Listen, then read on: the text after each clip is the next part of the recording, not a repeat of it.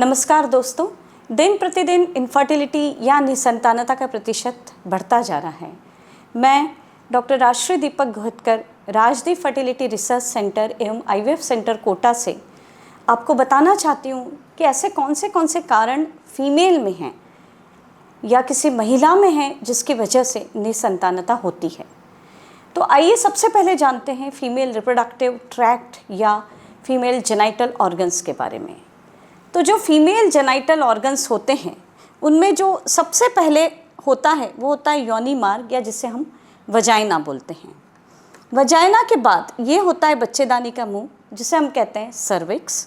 Cervix के बाद ये है यूट्रस या जिसे हम बच्चेदानी कहते हैं।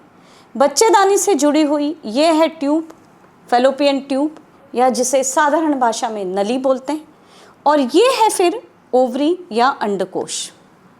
तो संपूर्ण इस फीमेल जेनाइटल ट्रैक्ट में या रिप्रोडक्टिव जो इसका सिस्टम है किसी भी फीमेल का, उसमें महत्वपूर्ण है ओवरी सर्वप्रथम, उसके बाद ट्यूब और फिर यूट्रस।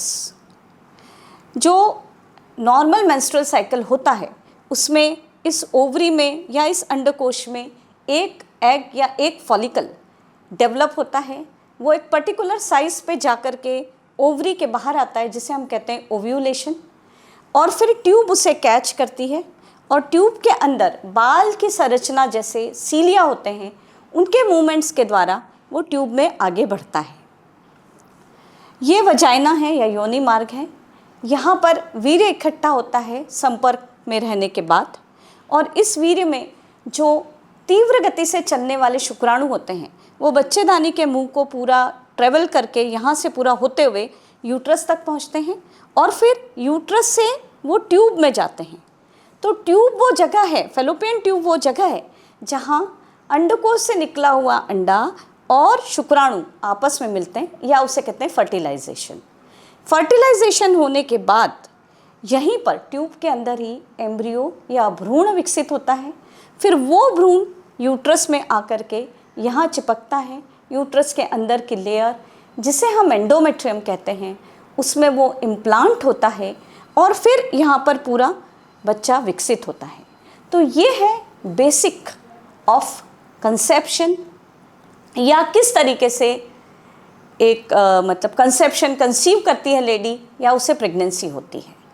अब यदि हम कारणों के बारे में जानें तो किसी भी तरीके की प्रॉब्लम यदि ओवरी में है अर्थात अंडकोश में जो फॉलिकल बन रहा है या जो एक अंडा विकसित हो रहा है या स्त्री बीज विकसित हो रहा है, यदि उसके विकास में कोई भी प्रॉब्लम है, चाहे वो हार्मोन्स का डिस्टर्बेंस हो जैसे PCOS है बहुत कॉमन, या प्रीमेच्योर ओवेरियन इनसफिशिएंसी अर्थात फॉलिकल या एग बन ही नहीं पा रहा है, उसमें बनाने की क्षमता ही कम हो गई है, या ओवरी या अंडकोश के अंदर कोई गठान है जैसे एंडोमेट्रियोमा है, ओवेरियन सिस्ट है, तो इन सभी कंडीशंस में जो एग है वो प्रॉपर नहीं बन पाएगा और इनफर्टिलिटी होगी।